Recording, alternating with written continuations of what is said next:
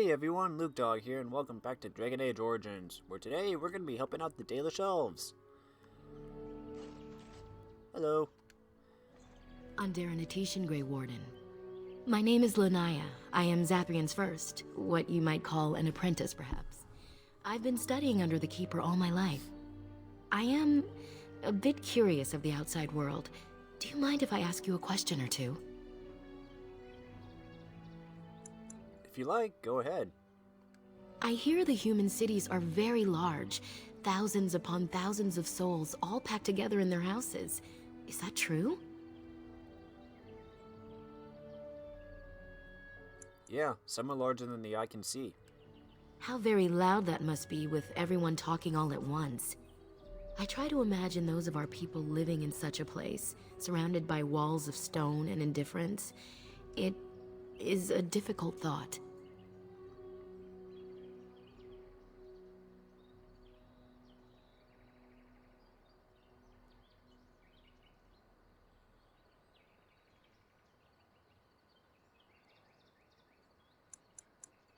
I wouldn't know anything about that.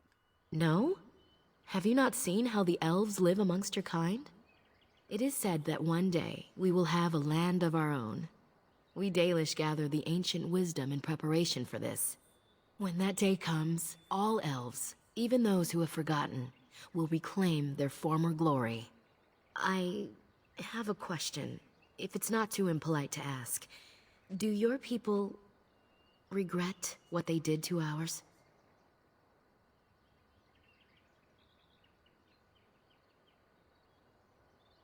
Some of us do. Not all humans are the same. I see. That is difficult for our people to accept. Even if only some were in favor of what was done to us, the rest did nothing to stop it. A poet once wrote of them, before the fall of the Dales. Like dragons they fly, glory upon wings. Like dragons, they savage, fearsome, pretty things. But you don't need me to quote poetry to you. Forgive me. Perhaps you have some questions of your own. Tell me more about yourself. I'm hardly anyone special, I assure you. If I seem different from the rest of my clan, it's only because I was born amongst humans. I came to the Dalish at a very young age, but I've always retained my curiosity about the world I came from. How did you come to the Dalish if you were so young? My parents were servants to a human merchant whose caravans plied the southern routes. One day, bandits killed him, and my parents both. I was the only survivor, just a young girl, and the bandits took me. I was their servant for several years.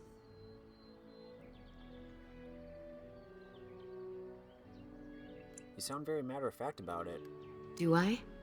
It's taken many years of reflection to come to terms with it, to forgive what those men did to me. I can only imagine what would have happened had the clan not saved me from them. I owe them my life for that, and more. You said the Dalish rescued you from bandits? The bandits killed a scout when the clan passed near their camp.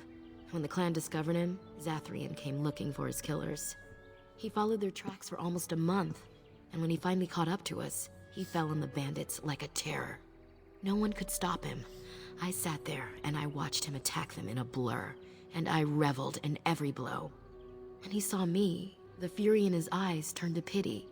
He took me back to the clan, and I've been here ever since. Didn't you have family you could return to? It's possible I might have had some, maybe many.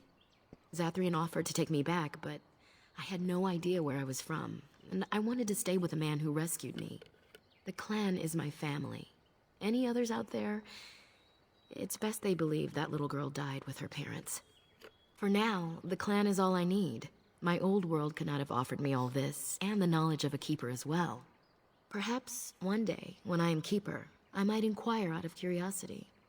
I'm not sure what lies down that road except pain, however.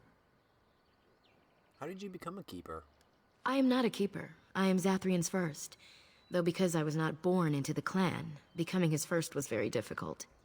We Dalish have old traditions. The clans come from the ranks of the nobility that once ruled the Dales, you see. The keepers of those old clans have the strongest and purest blood that reaches back to the days of Arlathan. I had to compete against the other candidates first, to be better than them in everything, simply because I was not of the old blood. You must be proud of your accomplishments. I am. The ceremony where Zathrian anointed me as his first was the proudest day of my life. The clan has placed great trust in me. One day, I will lead them and be the one who secures our future. What does a keeper do exactly? A keeper is, first and foremost, the leader of the clan. He decides where we go and when we shall move. He's also responsible for knowing the clan's ancient lore and passing it on to the others in the clan. Without a keeper, the clan's knowledge is lost forever, so the clan protects him like no other. Why are the Dalish so hostile? They have reason. Since the days of Arlathan, my people have been either subjugated or homeless. Where's this Arlathan you mentioned? It was our ancestral home, long ago when the humans first came to these lands. We were free then, and immortal. We did not know how to deal with the humans, and in the end, they turned their power against us and destroyed Arlathan. Our ancestors were enslaved, and our culture lost forever.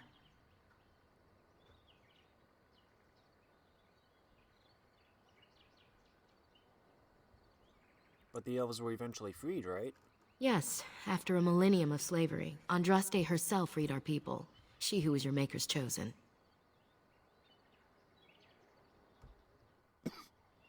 But you don't worship the Maker. We worship the creators, as we always have. We give thanks to Andraste for her part in our freedom, but we do not worship her, or her god. Does Arlathan still exist? Not to my knowledge. According to the old tales, the human mages sank Arlathan into the ground, crushing it beneath the rock. Didn't Arlathan fight back? The Tevinter Imperium was a force to be reckoned with. It was ruled by mages with powerful blood magic. Though Arlathan fought, they lost. Elves were immortal then? They died, but not of an aged body as other races do. Not until the humans came. According to the legends, association with humans caused us to quicken. Our blood sped, and we began to age. So we avoided them naturally. And then we were enslaved by them for 1,000 years. And in so doing, we all were quickened permanently and our immortality destroyed. Or so the old tales say. But you could get your lifespan back, no? In time and with seclusion. We Dalish have lengthy lifespans, and they will get longer. Zathrian himself has lived many centuries, though that is unusual even for us. I can see why you resent humans then.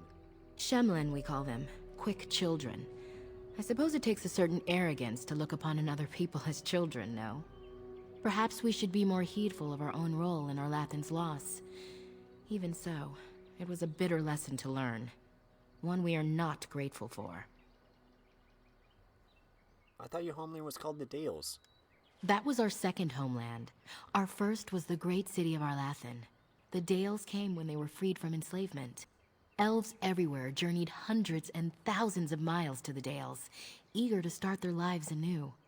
They called it the Long Walk. They reached the Dales and made it their own. And one day it was taken from us too, and you wonder why we are hostile. Is there no way to get on your clan's good side? It requires an individual to prove he is not the outsider we have come to expect. Your own task to help our clan is certainly a step in the right direction. But I'm not responsible for what's been done to the elves. Aren't you? You're human, and to many of them, you represent the humiliations our people have suffered for generations. You may not have been personally responsible, but such feelings are not easily overruled by logic or fairness. I wouldn't act like them. I would change things. Oh? That is easy to say when you are not a homeless wanderer of a broken people. It is all we can do to cling onto our past now. Perhaps this may change one day, but I believe the humans would have to take the first steps, if they are capable. I want to ask something else. Certainly. What can you tell me about Zathrian?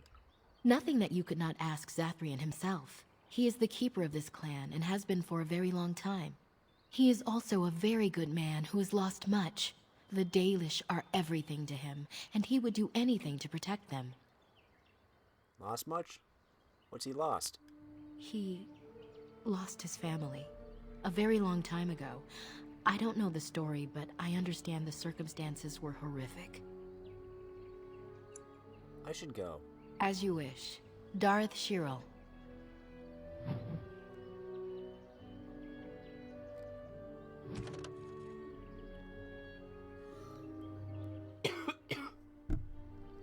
Before the ages were named or numbered, our people were glorious and eternal and never changing. Like the great oak tree, they were constant in their traditions, strong in their roots, and ever reaching for the sky. They felt no need to rush when life was endless. They worshipped their gods for months at a time. Decisions came after decades of debate, and an introduction could last for years. From time to time, our ancestors would drift into centuries-old slumber, but this was not death, for we know they wandered the fate in dreams. In those ages, our people called all the land Elvenhan.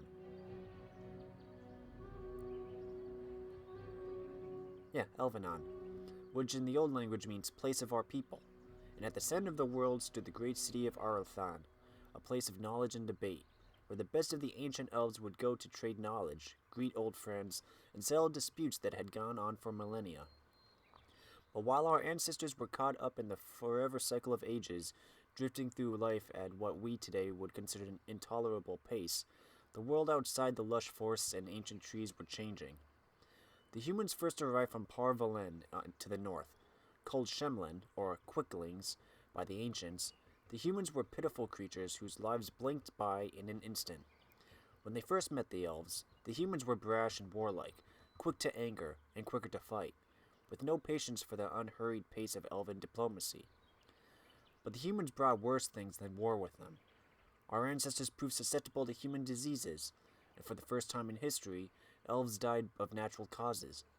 What's more, those elves who spent time bartering and negotiating with humans found themselves aging, tainted by the humans' brash and impatient lives. Many believed that the ancient gods had judged them unworthy of their long lives and cast them down among the Quicklings. Our ancestors came to look upon the humans as parasites, which I understand is similar to the way humans see our people in the cities.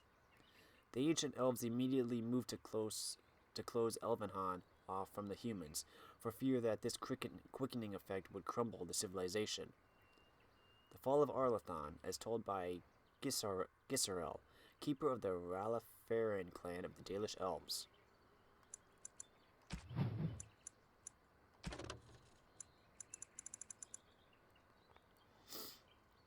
We did dragonlings, we got drakes. Female dragons take much longer to mature than their male counterparts. They too undergo a metamorphosis of sorts of adulthood, but while males have lose the use of their forepaws, females actually grow a third set of limbs specifically to serve as wings. Young females travel great distances looking for a suitable nesting site. Because of their nomadic habits, these are the dragons most frequently encountered by man. A fully mature adult female dragon is the High Dragon, the great monster of legend, the rarest of all dragonkind. These dragons hollow out massive lairs for themselves, for they need the space to house their harem of drakes as well as their eggs and dragonlings. High dragons are seldom seen. They spend most of their time sleeping and mating, living off the prey their drakes bring back. But once every 100 years or so, the High Dragon prepares for clutching by emerging from her lair and taking wing. She will fly far and wide, eating hundreds of animals, most often livestock, over the course of a few weeks, and leaving smoldering devastation in her wake. She then returns to her lair to lay her eggs, and will not appear in the skies again for another century.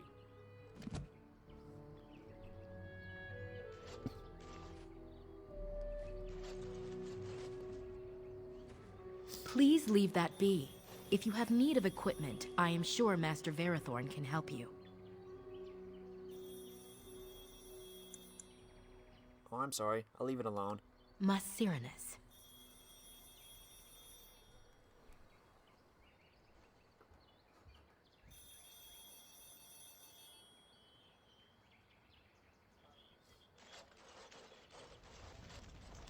Hello, elf child. Hello. I'm not afraid of you. I'm a great Dalish warrior. Good for you. I'm a Grey Warden.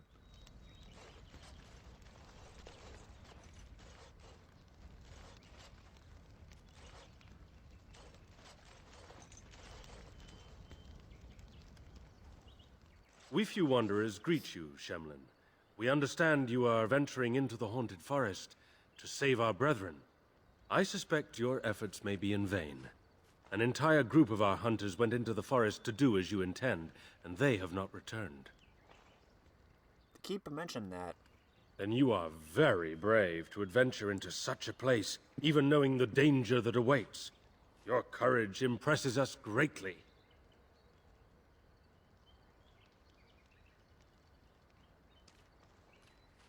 I haven't done anything to deserve this, have I? Perhaps you do not. But you are an outsider, and that we must rely on your largesse is a bitter pill for us to swallow. You are being most unkind, Cyril. Would you refuse our hunters' help simply because of the hand that offered it? You shame me, Lethalan. I have allowed my bitterness to cloud my better judgment. Forgive me, Grey Warden.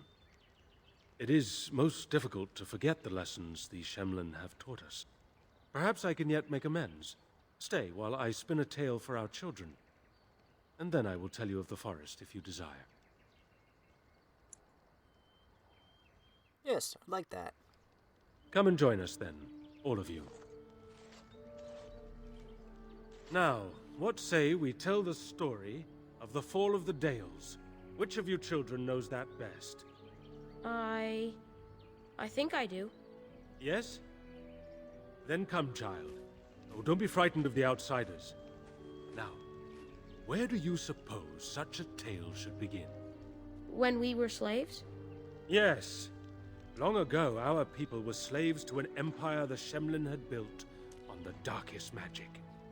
They took away our history and our language and left us nothing. And then that empire fell. We were freed. Because Andraste came with her army, and Shartan joined her. Yes. Andraste, the Shemlin prophet, came out of the south and challenged the Tevinter Imperium. Our ancestor, Shartan, fought at her side. And when the rebellion came to an end, we were given a new homeland in the west, the Dales. We began to rebuild the culture and history we had lost in our years of slavery. We worshipped the creators and made the Dales our home. Perhaps you know what happened next, stranger. Do you know what happened to the Dales?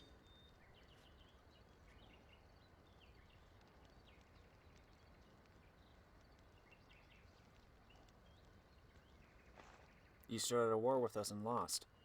We started the war, did we? And you, child, what do you believe happened to the Dales? The Shemlin wouldn't let us be. Indeed. They resented that we would not worship their maker, and they resented our ways because they were so different from their own. The Shemlin nations grew cold towards the Dales. They called us blasphemers and tyrants, and declared war upon us, a great crusade.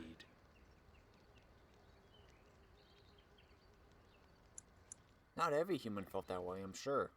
And which is worse? The actions of those who believed they were right, or the inaction of those who knew they were wrong? Oh, I am certain we played a part in our downfall. We believed that the Shemlin would not revoke their prophet's gift so lightly. We were wrong. They took our lands, forcing us to abandon our gods and live as beggars in Shemlin cities. But there were those of us who refused to abandon our ways. They emblazoned the symbols of the creators upon their flesh and vowed to keep their ancient lore alive. That's us. That's the Dalish. Indeed, child. We chose to wander, homeless, rather than be ruled by the Shemlin. And all our clans wander alone until the day we have a homeland once more. And we bring the old ways back to our people, because they have forgotten it all. For we are the Dalish, the keepers of the lost law. The walkers of the lonely path. We are the Elvenan, and never again shall we submit. And that is the tale of the Dales, stranger. Thank you for allowing us to tell it to you.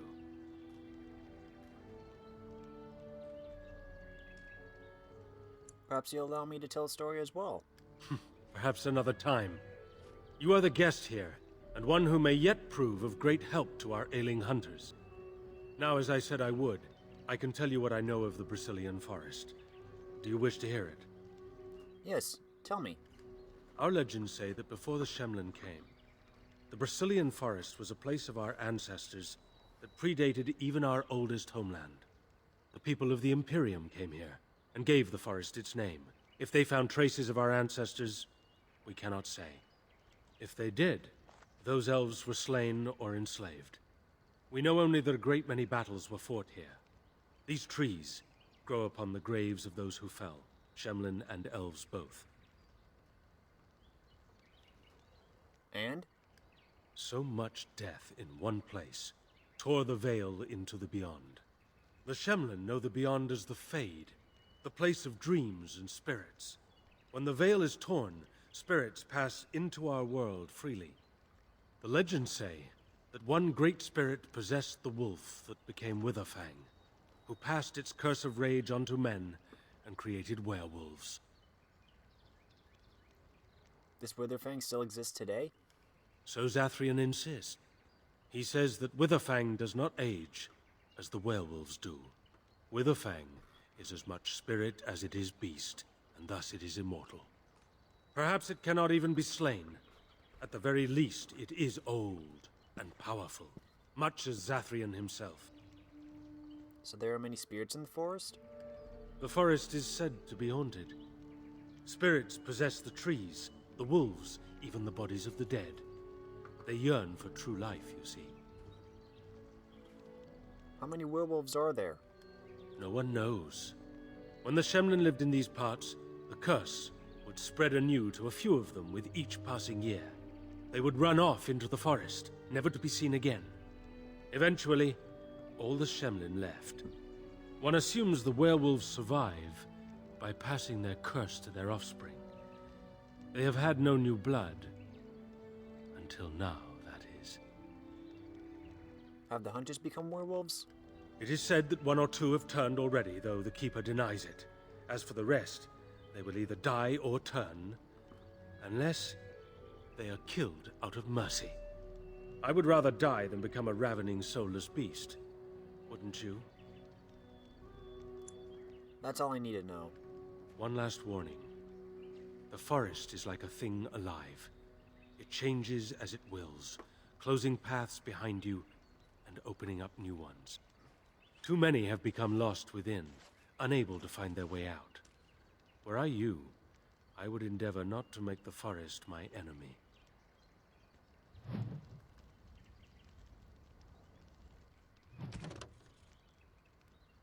Many forget that when Holy Andraste called out to the oppressed peoples to rise up, it was the elves who answered her first. The humblest slaves of the Imperium became her vanguard, and when victory came, they were rewarded accordingly. They were given a land in what is now the south of Orlais, called the Dales. A great exodus of elves undertook the journey to their new home, crossing ocean, desert, and mountain. Their city, the first elven city since the fabled Arlathan, was called Halimsharal. A new era had begun for the elves. But the old era wasn't through with them. In their forest city, the elves turned again to worship their silent ancient gods. They became increasingly isolationist, posting emerald knights who guarded their borders with jealousy, rebuking all efforts at trade or civilized discourse. Dark rumors spread in the lands that bordered the Dales, whispers of humans captured and sacrificed to elven gods. And then came an attack by the elves on the defenseless village of Red Crossing. The Chantry replied with the exultant march of the Dales, and the era of the elven kingdom came to an end. Halimsharal was utterly destroyed, the elves driven out, scattered, left to survive on goodwill alone. From Ferelden, Folklore and History by Sister Petrine, Chantry Scholar.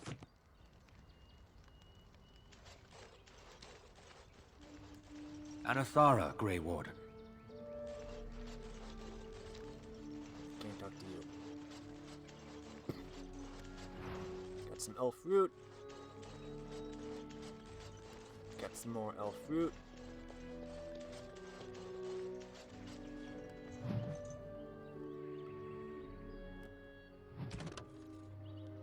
Fenharal, the Dread Wolf. There is precious little we know about Fenharal, for they say he did not care for our people. Algernon and Mythal created the world as we know it. Andruil taught us the ways of the hunter. Sileys and June gave us fire and crafting. But Fen'Haral kept to himself and plotted the betrayal of all the gods. And after the destruction of Arlathan, when the gods could no longer hear our prayers, it is said that Fen'Haral spent centuries in a far corner of the earth, giggling madly and hugging himself in glee. The legends say that before the fall of Arlathan, the gods we know and revere fought an endless war with others of their kind. There's not a Heren among us who remembers these others. Only in dreams do we hear whisper the names of Gelderon and Darenthal and Anaris, for they are the forgotten ones, the gods of terror and malice, spite and pestilence. In ancient times, only Fen'Haral could walk without fear among both our gods and the Forgotten Ones. For although he is kin to the gods of the people, the Forgotten Ones knew of his cunning ways and saw him as one of their own. And that is how Fen'Haral tricked them. Our gods saw him as a brother, and they trusted him when they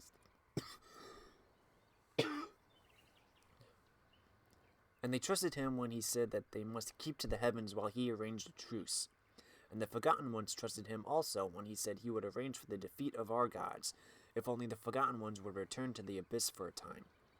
They trusted Fen'Haral, and they were all of them betrayed, and Fen'Haral sealed them away so they could never again walk among the people. From the tale of Fen'Haral's triumph, as told by Gisharal, keeper of the Ralafurin clan of the Dalish elves. Hello, doggy. Anathara, Grey Warden. Hello.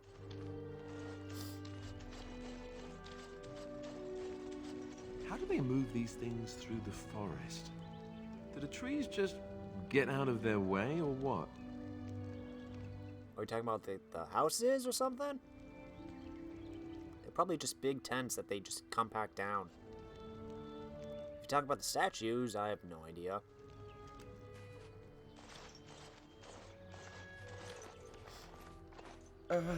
Hello?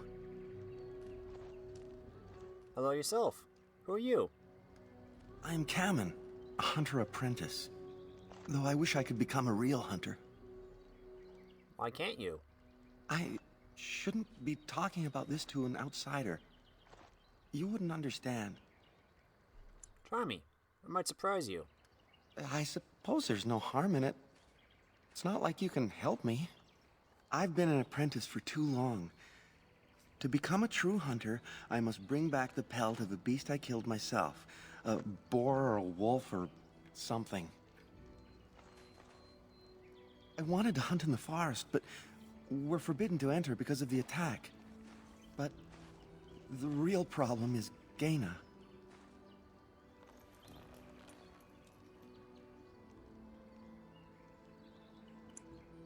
Girl problems, I see. She's my heart's desire. I have asked for her hand, but she cruelly refuses it. She will not bond with an apprentice, she says, and calls me a child. I am no child. If I was a hunter, I could prove it, but I cannot hunt, and Gaina will never bond with me. I feel so helpless. I shouldn't have brought it up. Just leave me to my misery. There must be some way to solve your problem. You think I haven't thought about this? There's nothing I can do.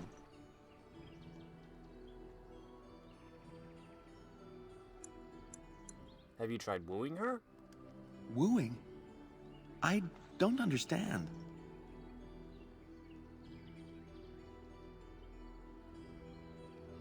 Romance her. Show her you love her. I've serenaded her, and we've talked many times under the moon. But that doesn't matter if I'm still an apprentice. Not to her.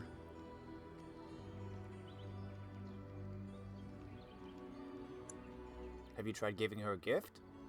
A gift? No, that wouldn't be appropriate. Not before we're married.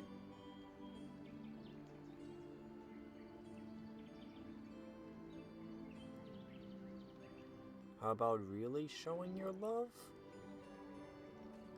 I've serenaded her, and we've talked many times under the moon. But that doesn't matter if I'm still an apprentice. Not to her.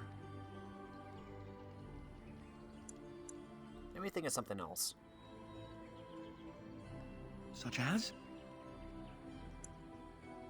Perhaps I could talk to her for you. I suppose you could, but what good would that do? The situation hasn't changed. I could be pretty persuasive. Really? I'm willing to try anything. It can't hurt. Siranas. Oh, ma Siranas. I will pray to the goddess of love that you are successful.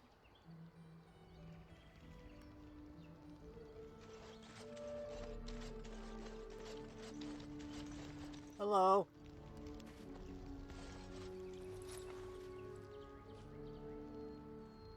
Andaran Atishan, outsider. You're Gaina, right? Kamen mentioned you. You spoke to him? What did he say? He said that you refused to give him your hand. Oh. I don't expect an outsider to understand our ways, but I just can't bond with Kamen. He's been a hunter apprentice for over 2 years now, and he's yet to slay a proper beast. Each time he's tried, something has gone wrong. Perhaps the creators do not wish us to bond. I cannot bond with an apprentice hunter, can I? If you love him, it doesn't matter what he is, doesn't it?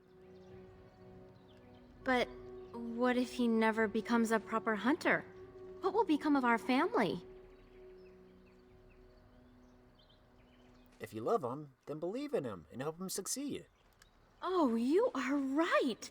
I have made poor Kamen miserable. No wonder he cannot complete his hunt. Masiranas, thank you. You have helped me put this into perspective. I will go and speak to Kamen.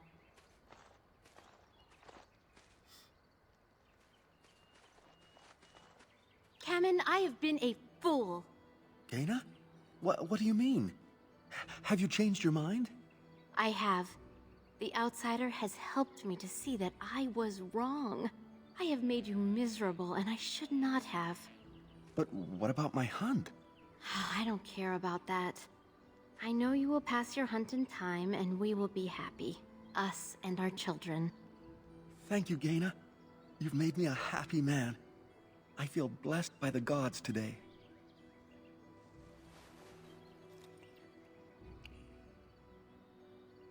We are both very grateful for the part you've played in bringing us together. How marvelous you are. I am so happy. This is so wonderful. Young love allowed to flourish. Does anyone else feel the urge to vomit? No? 'Tis just me? Here, take this. It's been in my family for a very long time, but I hope it plays some part in your battle against the Darkspawn. It's the very least we could do.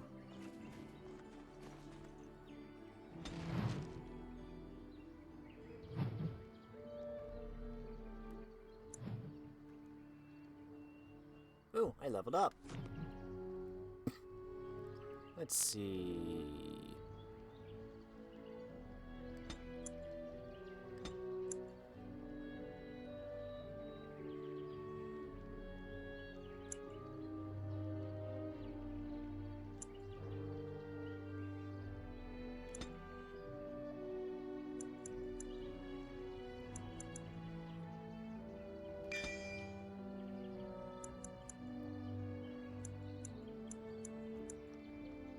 I get some spider.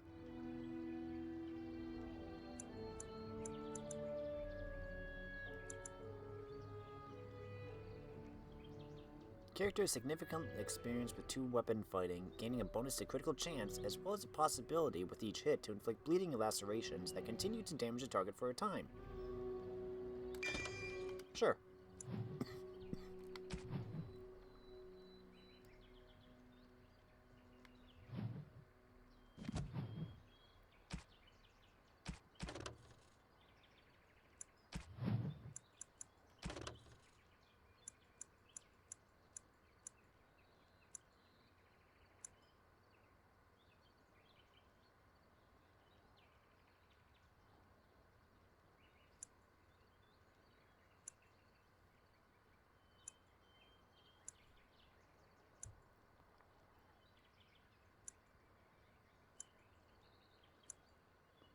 Dang it, I forgot what it was called.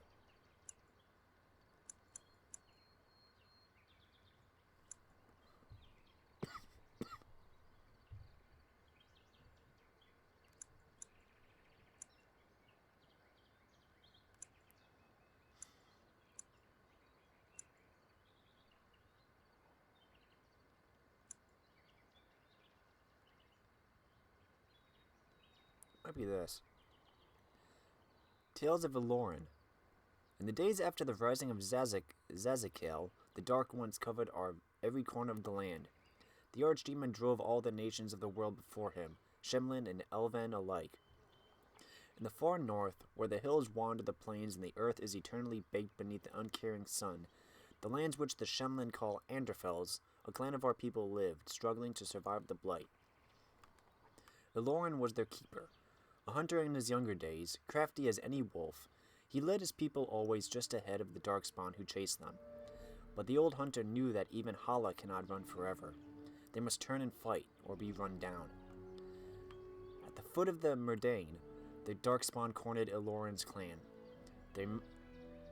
That night, the moon was strangled by clouds, the earth concealed by a dread mist that rose out of nowhere, so that the Elven could not tell up from down.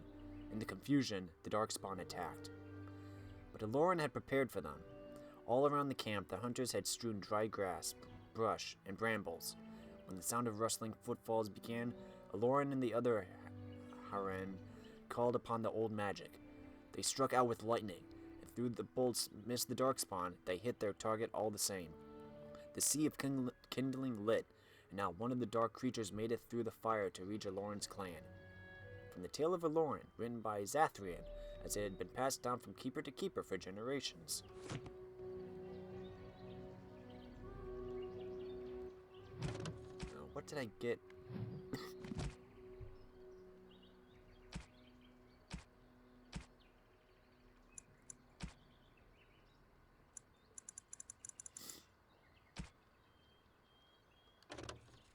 This book, acquired from Kamen, relates the tales of Eloran in its most cherished form.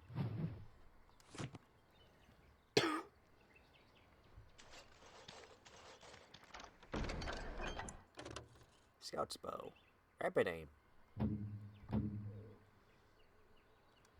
What now? So, you are the Grey Warden who is supposed to save us?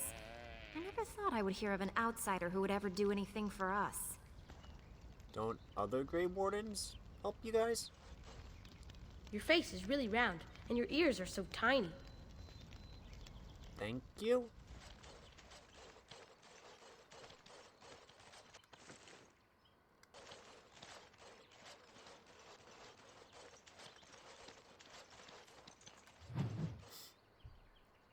Andruil, goddess of the hunt. Hear me, sons and daughters of the people. I am sister of the moon, mother of hares, lady of the hunt, Andruil. Remember my teachings. Remember the Vertanahal, the way of 3 trees that I have given you. Verasan, the way of the arrow. Be swift and silent. Strike true, do not waver, and let not your prey suffer. That is my way. Vir Barasan, the way of the bow. As the sapling bends, so must you. In yielding, find resilience. In pliancy, find strength. That is my way. Vir Adalan, the way of the wood. Receive the gifts of the hunter with mindfulness. Respect the sacrifice of my children. Know that your passing shall nourish them in turn. That is my way. Remember the ways of the hunter, and I shall be with you. From the charge of Andruil, goddess of the hunt.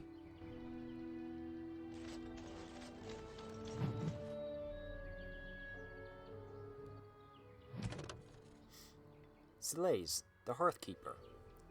Selaise the Hearthkeeper is seen as the sister of Andruil the huntress. While Andruil loved to run with the creatures of the wild, Selaise preferred to stay by her home tree, occupying herself with gentle arts and song. It is Selaise who gave us fire and taught us how to use it. It is Selaise who showed us how to heal with herbs and with magic, and how to ease the passage of infants into this world. And again, it is Selaise who showed us how to spin the fibers of plants into thread and rope. We owe much to Selaise, and that is why we sing to her when we kindle the fires and when we put them out. That is why we sprinkle our aravels with Soleil's fragrant tree moss, and ask that she protect them and all within. As told by Gisserol, keeper of the Ralaferan clan of the Dalish elves.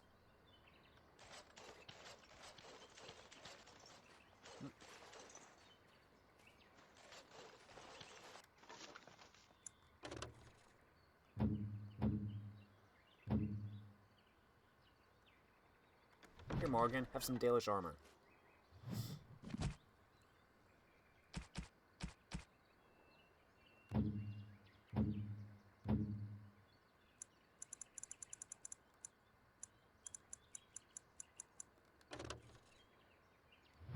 Wait. These are better than what you have. Here.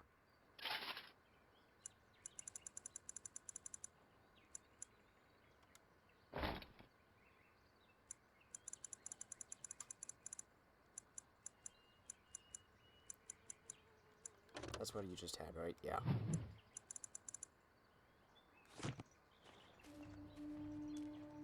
I shall do it.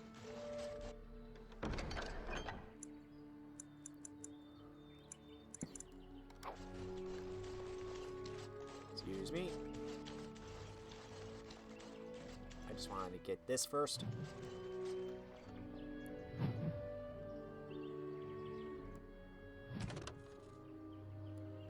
Dirthamin, Keeper of Secrets.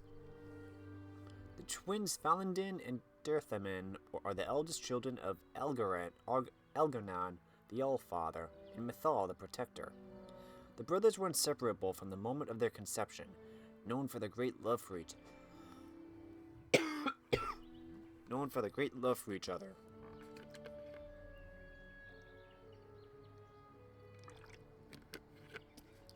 That is why we often speak of Falandin in one breath and Dirthamin in the next, for they cannot bear to be apart, not even in our tales. When the world was young, the gods often walked the earth, and Falandin and Dirthamin were no exception. Both were delighted by the many wonders of our earth. They played with the animals, whispered to the trees, and bathed in the lakes and streams. Their days were filled with bliss, and they did not know sorrow. Then one day, while passing through the forest, Falandin and Dirthamin came across an old and sickly deer resting beneath a tree. "Why do you sit so still, little sister?" asked Falandin. "Play with us," said Dirthamin. "Alas," spoke the deer, "I cannot. I am old, and although I wish to go to my rest, my legs can no longer carry me." Taking pity on the deer, Falandin gathered her up in his arms and carried her to her rest beyond the vale. Dirthamin tried to follow them, but the shifting gray paths beyond the vale would not let him. Separated for the first time from Falandin, Dirthamin wandered aimlessly till he came across two ravens. "You are lost, and soon you will fade," the raven named Fear said to Dirthamin. "Your brother has abandoned you. He no longer loves you," said the other, named Deceit. "I am not lost, and Falandin has not abandoned me," replied Dirthamin. He subdued the ravens and bade them carry him to Falandin. This they did, for they had been defeated and were now bound to Dirthamin's service. When Dirthamin found Falandin, he found also the deer, who once again was light on her feet, for her spirit was released from her weakened body. Both Falandin and Dirthamin rejoiced to see this. Falandin vowed that he would remain to carry all they did to their place beyond, just as he did the deer, and Dirthamin stayed with him, for the twins cannot bear to be apart. From the story of Falandin and Dirthamin, as told by Gisharel, keeper of the Ralaferan clan of the Dalish elves. There's one other.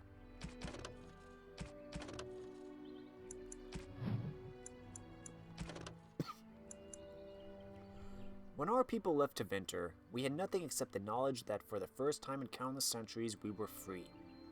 It was Shartan's dream that one day we would have our own homeland, where we could live as we chose. After the long struggle that claimed the lives of many, even Shartan himself, we were granted the Dales. And though the Dales were to the south of the land of Orlais, and a long way off from Tevinter, it mattered little. We were going home, and so we walked. We called our journey the Long Walk, for that is what it was. We walked with what little we had on our backs. Some walked without shoes, for they had none.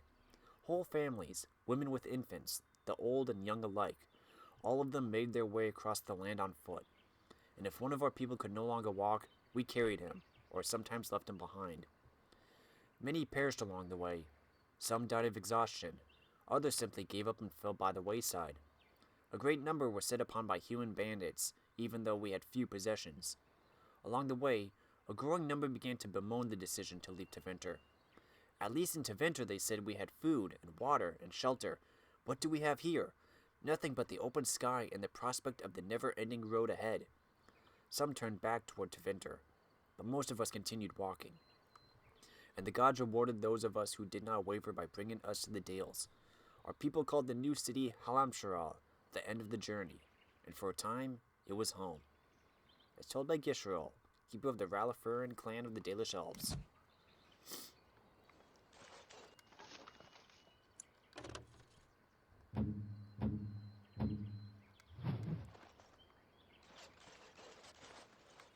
Hello there. What are you doing? You've warped the wood completely. Did you leave it out in the rain? No, Master Ferrothorn. I think I just used too much heat. You're not smelting ore like a Durgenlin. This is living wood. It requires patience and delicate hands, not more heat. My actions bring me sorrow, Master Ferrothorn. And so they should. Truly, the art will be lost to us forever at this rate. Throw away your dead wood and start anew, and I shall speak to our guest. Now then, please forgive my distraction, stranger. Is there something that you need? Is that how he handles a hammer? What exactly do you make here? I'm the clan's craftsmaster.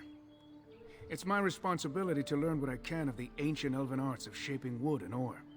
In truth, we Dalish know little of the art compared to what we once did.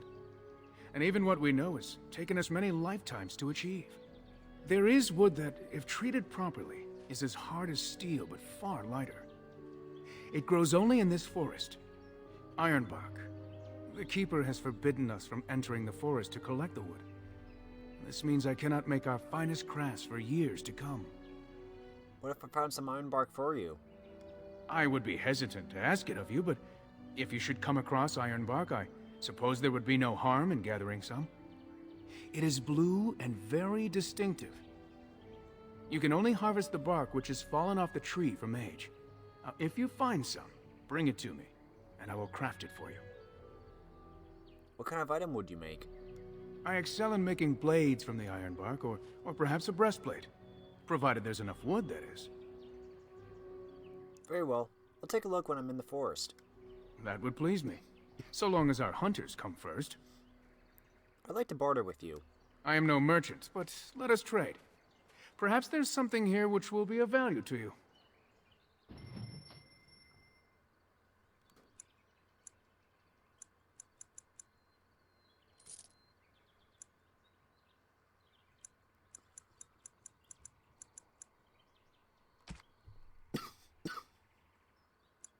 Jason robes.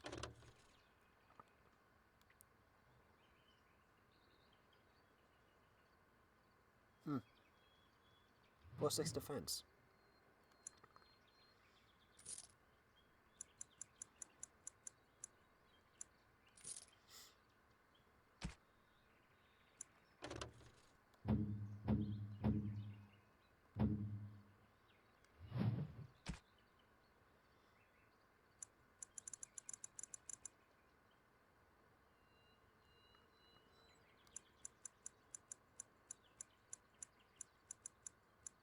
You have no toxic extracts.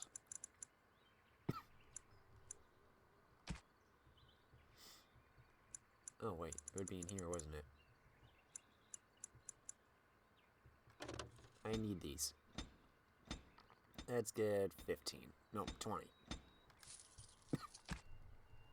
Ooh, silver brooch. A large gemstone in an intricate silver setting. A small pin on its back allows it to be attached to clothing.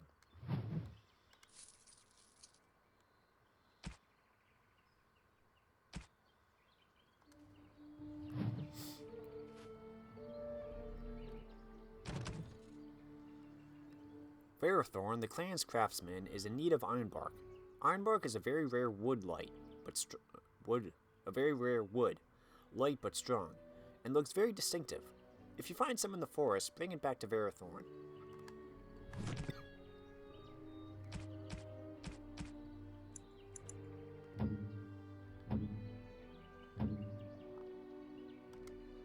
A fine gift. You have my thanks. Alistair, we gotta get you up somehow.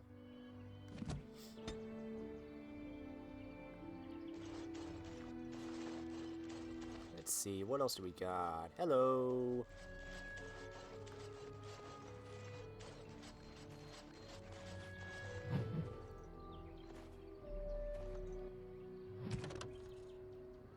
Valislin, blood writing. When the children of our people come of age, they earn the privilege of wearing the Valislin, the blood writing. It sets us apart from the Shemlin, and from the elves who have thrown their lot in with them. It reminds us that we will never again surrender our traditions and beliefs. The ritual deserves great reverence. The one who is to gain the Valislin must prepare by meditating on the gods and the ways of our people, and by purifying the body and the skin. When the time comes, the keeper of the clan applies the blood writing. This is done in complete silence. Cries of pain are signs of weakness. If one cannot tolerate the pain of the blood writing, they are not ready to undertake the responsibilities of an adult. The keeper may stop the ritual if they decide that the one gaining the Valislin is not ready. There's no shame in this, for all children are different, and our ancestors once took centuries to come of age. Wow. Ooh, an ironbark scout's bow. Leon's is still better. Hello. Andera Natishan, stranger. I am Athras. I hope the others have not been too harsh in their treatment of you. I don't mind. I understand. That is very generous of you. Most would assume we are unkind as a rule, and that is not the case. Especially not to a Grey Warden. But we have lost much, and it is easy to forget simple niceties at such a time. I understand you will search for the wolves in the Brazilian forest. I would join you, but Zathrian has forbidden me. Forbidden you? We are banned from entering the forest now. I have more cause than most, but I will not disobey my keeper. Why do you want to enter the forest? That is a tale I am not sure I should tell an outsider. Surely you have greater concerns than my problems, stranger. Please, I'd like to hear about it. It's odd to talk so freely with a stranger, but perhaps you can help me. My wife Dalish and I both fought the werewolves in the ambush. She was injured so gravely, the curse spread rapidly in her. Zathrian fought hard to ease her pain, but there was little he could do. And though he says that Dalish is dead, he will not let me see her body. I am beginning to believe she became a werewolf, and that it is being kept from me so I do not go chasing after her. If I could just know if Dalish is alive, or what happened to her, then I could be at peace. I'll seek her out in the forest. Or perhaps I could convince Zathrian to tell the truth. No. It would be very rude to accuse the Keeper of lying. I know he means well. I just need to know, one way or another. If you were in the forest, perhaps you might come across her, alive or dead. Any news would be better than none. And in return, I would be happy to gift you an amulet made by our craftsman. It may fetch you some coin in the human lands. I'll see what I can do. Since we seem to be heading into the forest anyhow, that does seem to be the right thing to do. You are most kind. I should go. Please, should you come across my wife, return and tell me.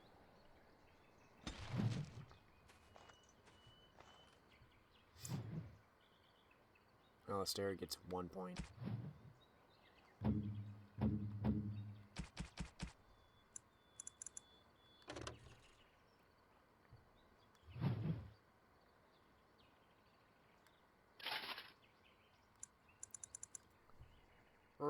This is very muffled. How do you speak out of this, Alistair?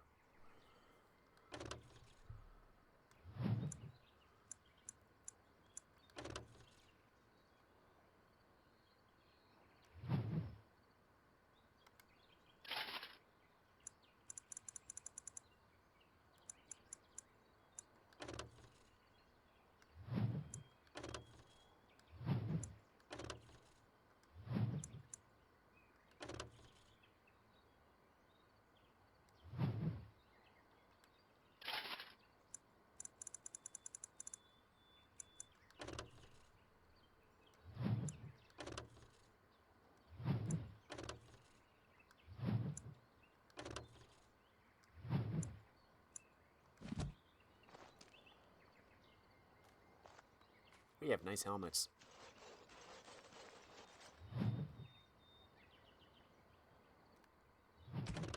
June, or June. I don't know which. We dedicate all our crafts to June, for it is he who taught the people to bend the branches of trees and make our bows, and to fashion coverings of furs and iron bark. Without June, would we have the arrival or the harnesses for our hala? When the people were young, we wandered the forest without purpose. We drank from streams and ate the berries and nuts that we could find. We did not hunt, for we had no bows. We wore nothing, for we had no knowledge of spinning or needlecraft. We shivered in the cold nights and went hungry through the winters, when all the world was covered in ice and snow. Then Celeste the Hearthkeeper came and gave us fire, and taught us how to feed it with wood. June taught us to fashion bows and arrows and knives, so that we could hunt. We learned to cook the flesh of the creatures we hunted over Celeste's fire, and we learned to clothe ourselves in the furs and skins, and the people were no longer cold and hungry.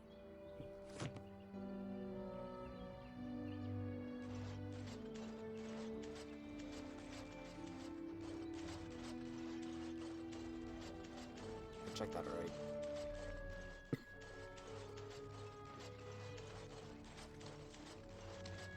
Hello. Cameron should have become a full hunter first, but it is worth it to see a little happiness in the clan. That's good.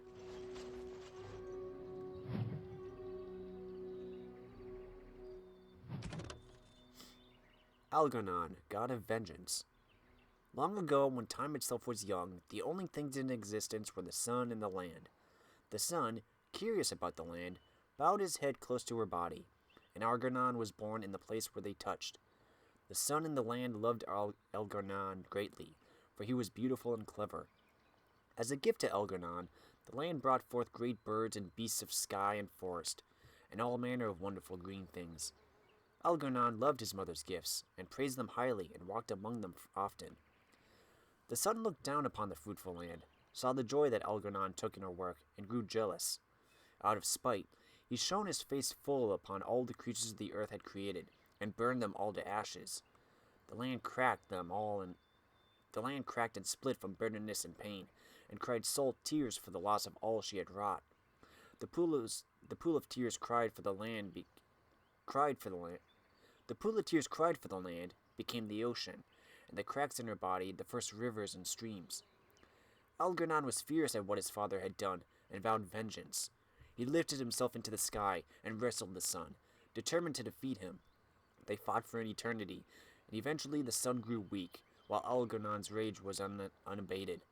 Eventually, Algernon threw the sun down from the sky and buried him in a deep abyss created by the land's sorrow. With the sun gone, the world was covered in shadow, and all that remained in the sky were the reminders of Algernon's battle with his father, drops of the sun's lifeblood, which twinkled and shimmered in the darkness. From the tale of Algernon and the sun.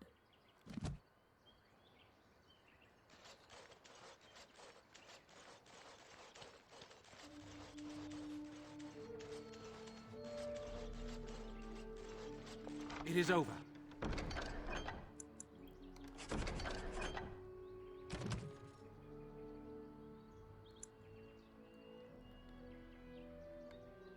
Nope.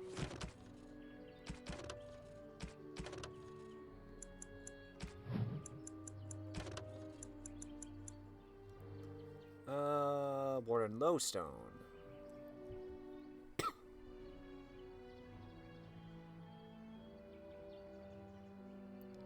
My elf fruit, the herbalist suggested powdered Bronto horn. I was very discreet. Your sunflower. I think that was it.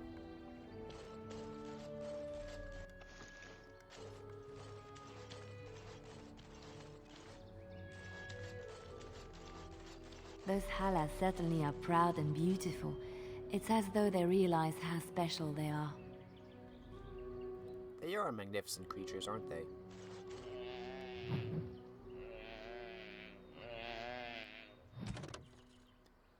Gillanane, mother of the Hala. They say Gillanane was one of the people, in the days before Arlathan, and the chosen of Andril the Huntress. She was very beautiful, with hair of snowy white, and as graceful as a gazelle. She kept always to Andruil's ways, and Andruil favored her above all others. One day, while hunting in the forest, Gillenane came across a hunter she did not know. At his feet lay a hawk, shot through the heart by an arrow. Gillenane was filled with rage, for the hawk, along with the hare, is an animal much beloved by Andruil. Gillenane demanded that the hunter make an offering to Andruil in exchange for taking the life of one of her creatures. The hunter refused, and Gillenane called upon the goddess to curse him so that he could never again hunt and kill a living creature. Gillenane's curse took hold, and the hunter found that he was unable to hunt. His prey would dart out of sight, and his arrows would fly astray. His friends and family began to mock him for his impotence, for what use is a hunter who cannot hunt? Ashamed, the hunter swore he would find Gillenane and repay her for what she had done to him. He found Gillenane while she was out on a hunt with her sisters, and lured her away from them with lies and false words. He told Gillenane that he had learned his lesson and begged her to come with him, so she could teach him to make a proper offering to Andruil. Moved by his plea, Gillenane followed the hunter, and when they were away from all of her sisters, the hunter turned on Gillenane.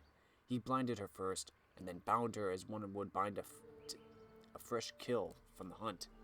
But because he was cursed, the hunter could not kill her. Instead, he left her for dead in the forest. And Gillenane prayed to the gods for help. She prayed to Elgarnon for vengeance, to Mother Mythal to protect her, but above all she prayed to Andruil. Andruil sent her hares to Gillenane, and they chewed through the ropes that bound her. But Gillenane was still wounded and blind, and could not find her way home. So Andruil turned her into a beautiful white deer, the first Hala. And Gillenane found her way back to her sisters, and led them to the hunter, who was brought to justice. And since that day, the Hala have guided the people, and have never led us astray, for they listen to the voice of Gillenane.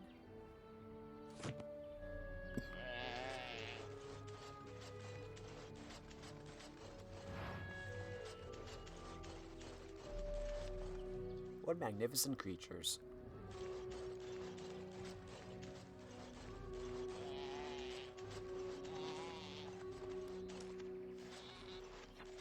Who comes? Oh, I beg your pardon, stranger. I was so busy attending to the Hala, I did not hear your approach. Who are you? My name is Alora. I am the Master Herder in charge of caring for the Hala. Not as exciting as being a Grey Warden, but the Hala are vital to us. What is a Hala? They are the noble beasts that pull our Aravel. What humans call land ships. They are our companions and our guides. Do you mean wagons? My own people keep similar herds, but of horses. I have seen your horses. The relationship is different, as is the purpose. We ride the Hala, but never with reins or a saddle. It is the Hala who decide where to lead us, and our privilege that they take our Aravel with them. In return, it's the herder's job to speak to the Hala and care for their needs. It's a bond of friendship, and not servitude. So why have you separated this one from the others? I fear she may have been bitten during the werewolf attack. I have tried speaking with her, but she is too agitated for me to understand. The curse would not affect her as it would us, but it would still be lethal. And it may prove contagious to the other Hala as well. I can find no wound on her, but if she's truly ill, then I will have to put her out of her misery, for her sake as well as that of the others. Is there anything I can do to help? I don't know. Do you have any skills that might help her? If you do, I would be grateful. And this is why you need high survival training.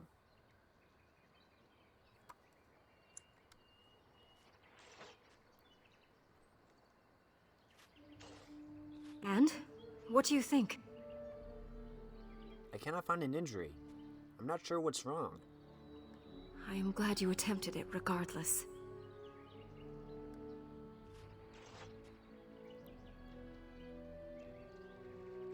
Yes, that's it. She's calming down.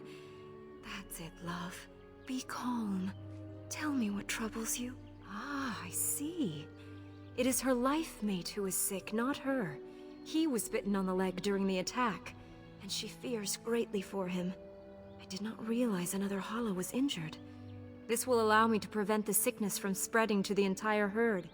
Masiranus, thank you. You have done my clan a great boon this day. I will always be grateful for your help. You're welcome. Aravels. The Dalish, who band together in small groups of blood relatives, travel in ornately carved wagons known as Aravels, drawn by large white stags called Hala. The Aravel are a unique sight, beautiful in their swooping curvature, and adorned with broad hoods and bright silken cloths that flap in the wind, often displaying the noble banners that once flew over the family's house. Most humans refer to the Aravels as landships, for in a strong wind it can often appear as if the elves travel in long boats with sails high overhead to announce their arrival, or warn others away. The Hala are unique to the elves, and any but elven handlers consider them ornery and almost impossible to train. To the Dalish, they are noble beasts, superior in breeding to the horse. Certainly most humans would agree that the Hala are as beautiful as the elves themselves. The fact that many imperial nobles maintain a bounty on Hala horns that find their way into Tevinter is an affront the Dalish consider unforgivable. Few among us can claim to have seen the Dalish landships up close. Any human who sees them on the horizon does well to head the other way. Few Dalish clans take kindly to humans intruding on their camps, and more than one tale tells of troublemaking humans who found themselves mercilessly filled with Dalish arrows. From In Pursuit of Knowledge, The Travels of a Chantry Scholar by Brother Jenna TV.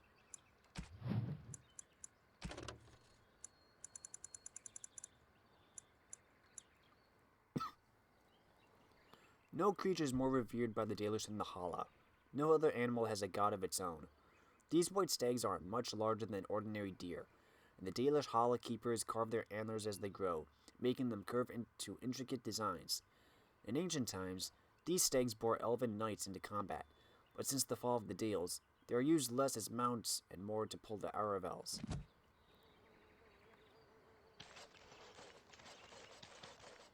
Well, I think that's all we have at the camp.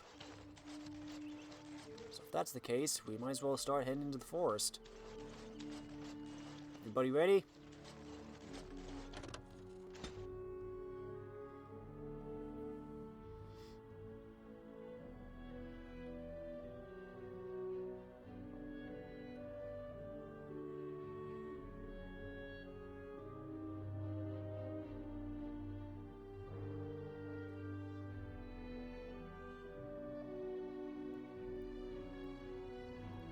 Hey, my most powerful foe was Flemeth.